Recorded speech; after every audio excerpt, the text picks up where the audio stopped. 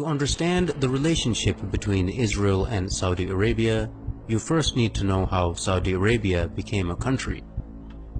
Exactly 100 years ago is a good place to begin a brief analysis of this region, for it was in 1916 that the British and French, along with Russian backing, signed the Sykes-Picot Agreement during World War I.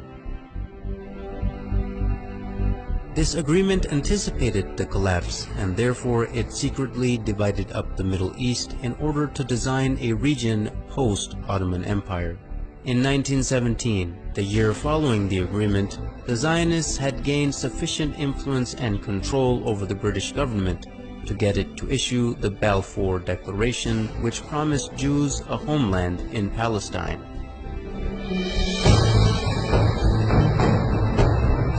Even though the population of Palestine was at the time 85% Arab and only 7% Jewish. The defeat of the Ottoman Empire by British imperialism in World War I left three distinct authorities in the Arabian Peninsula. In the west, the Sharif of Hijaz; in the north, Ibn Rashid of Hayl; and in the east, Amir bin Saud of Najd, with his religiously fanatical followers, the Wahhabis. Britain got the most help from the Sharif of Hijaz, who led the Arab revolt against the Ottomans and helped the British defeat them. In return for his support, the British had agreed and promised him the establishment of a single Arabian country from Gaza to the Persian Gulf. After the war, however, Britain did not keep its promises. Instead, it drew up the Sykes-Picot Agreement and issued the Balfour Declaration. The Sharif was discontent with this betrayal and told the British that he would never sell out Palestine to the Empire's Balfour Declaration.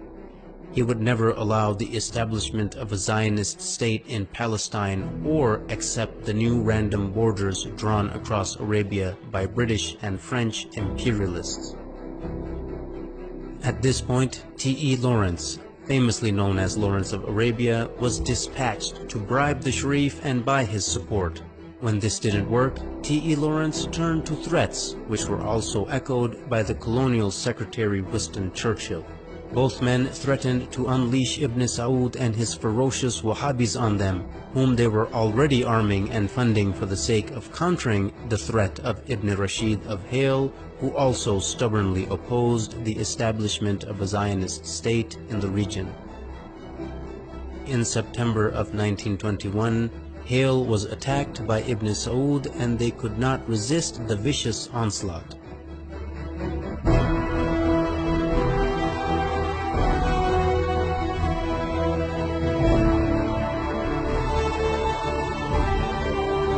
They officially surrendered in November of 1921. Hayl had dissolved into a colony of the Sultanate of Najd. By March 1924, the British realized that Sharif Hussein would not back down, so they unleashed Ibn Saud and his armies on the Hijazi territory as well. Within weeks, the forces of Ibn Saud and his Wahhabi followers began to administer what the British Foreign Secretary Lord Curzon called the final kick to Sharif Hussein, and ruthlessly attacked Hijazi territory.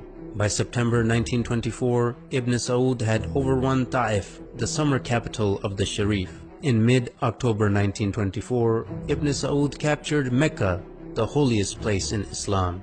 After losing Mecca, the Sharif had to flee and lose his entire territory to Ibn Saud, ancestor of the current Saudi lineage. In January 1925, Ibn Saud had begun his siege of Jeddah, and the city finally surrendered in December 1925, bringing an end to over 1,000 years of caliphate rule which had begun after the demise of Prophet Muhammad. In February 1926, the new unified Wahhabi state was rebranded by the empire in 1932 as the Kingdom of Saudi Arabia. As you can see right from the start, the man who as a matter of principle opposed a Zionist state in Palestine was kicked out of his own land, yet the man who was willing to allow a Zionist state to be created was paid off handsomely and given an entire new country to exploit and dominate.